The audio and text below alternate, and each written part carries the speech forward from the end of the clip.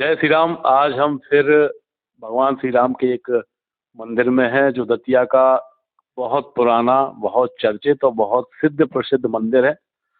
यहाँ पर लगातार 14 वर्षों तक एक संत महात्मा ने तपस्या की है। उनको ठड़ेश्वरी महाराज बोलते थे और उन्होंने खड़े होकर भगवान राम की आराधना की है। और ये जो भगवान राम का विग्रह है, ये विग्रह बहुत ही चमत्कारिक और बहुत प्राचीन है। और इसका अभी तक ये पता नहीं है कि ये विग्रह आया कहाँ से था।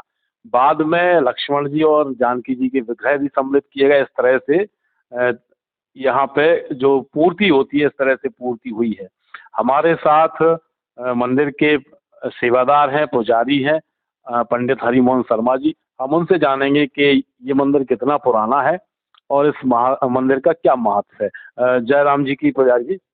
हाँ, मैं आपसे यही जानना चाह रहा हूँ सबसे पहले कि ये मंदिर कितना प्राचीन है और इसकी क्या मान्यता है।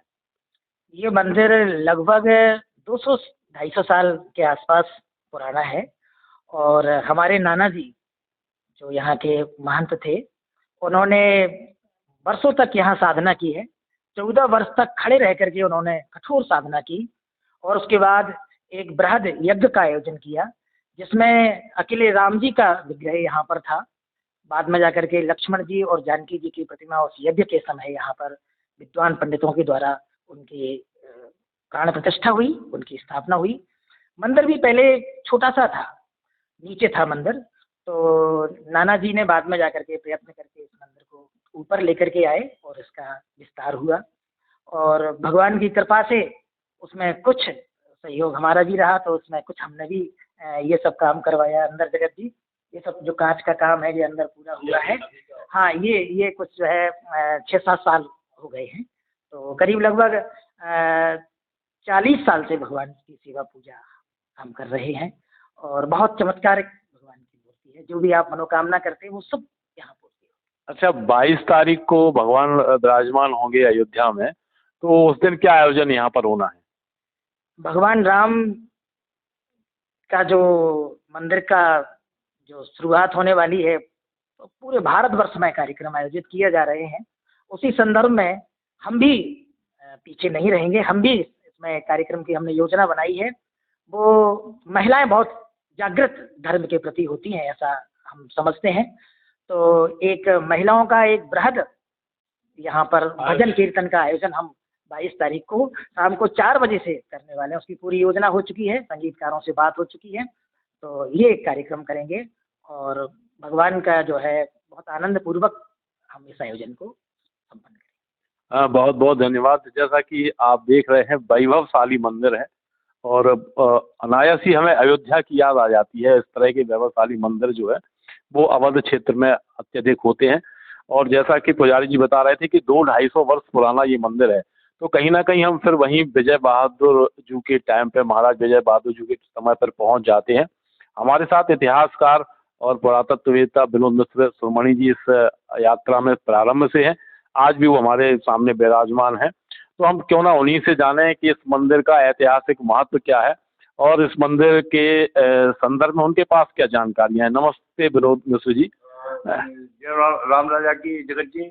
मैं सबसे पहले आपके MP टुडे के सभी दर्शकों का धन्यवाद देता हूं, नमस्कार करता हूं। बहुत अच्छी बात आपने कही। आज हम जिस मंदिर में हैं, ठड़ेश्वरी जी का मंदिर कहते हैं। ये बाद में उसका यहाँ के जो सेवायत थे उनसे नाम पड़ा है, लेकिन मूल में जाए तो एक महत्वपूर्ण बात इस मंदिर के विग्रह से होती है कि जैसे आप अयोध्या की आपने चर्चा की, तो अयोध्या का कनक भवन और विशेषकर जो मंगल भवन का जो मंदिर है और ओरछा के राम राजा सरकार, तो वही बैठक और वही स्वरूप इस मंदिर में है। तो अगर जनश्रुति के आधार पर कहा जाए तो मधुकर सहाय की रानी गणेश कुंवरी ने जब राम राजा सरकार की स्थापना वहाँ की, तो उससे पूर्व जो उस मंदिर में विग्रह था वो ठाकुर जी का था। वही मंदिर, ये ठाकुर जी वही हैं जो, क्योंकि ओरछा और दतिया एक ही स्टेट थी। वहाँ राजधानी हुआ करती थी वीर देव की, मधुकर सहाय की, और ये दतिया स्टेट बनी। तो कहीं ना कहीं बुंदेला स्थापत्य का इसमें महत्वपूर्ण रोल है। और ठाकुर जी जो है उसी परंपरा के हैं जो ओरछा में है, कनक भवन में है, मंगल भवन में है। तो ये सीधा संबंध जुड़ता है यहाँ पर कनक भवन से, ओरछा से दतिया का क्या संबंध है, क्या कनेक्शन है, वो यहाँ पे स्पष्ट होता है। और मैं अपने कैमरामैन भानु भैया से बोलूँगा कि वो एक बार हनुमान जी के विग्रह के भी दर्शन कराएं। सामने हनुमान जी यहाँ पर दक्षिण मुखी हैं और सीधे भगवान की तरफ हमेशा देख रहे हैं और उनकी कृपा पा रहे हैं। तो इस तरह के मंदिर हमेशा विशेष वास्तु के तहत बनाए जाते हैं और ऐसे मंदिर हमेशा सिद्ध होते हैं। इसीलिए यहाँ पर लगातार श्रद्धालुओं का आना जाना रहता है और राम जन्म उत्सव यहाँ पर मनाया जाता है। इसके साथ साथ विवाह पंचमी और शरद पूर्णिमा, इसके अतिरिक्त भी मंगलवार और शनिवार को यहाँ पर आयोजन होते रहते हैं। साथ ही संगीत के विशेष आयोजन इस मंदिर में होते हैं और ये विशेषता भी होती है रामानंदी मंदिरों की कि वहाँ पर संगीत सभाएं, राम सभाएं निरंतर चलती रहती हैं। इसके बाद हम फिर एक नए मंदिर में होंगे और हमारे साथ होंगे विनोद मिश्र सुमणि जी। तब तक जय श्री राम।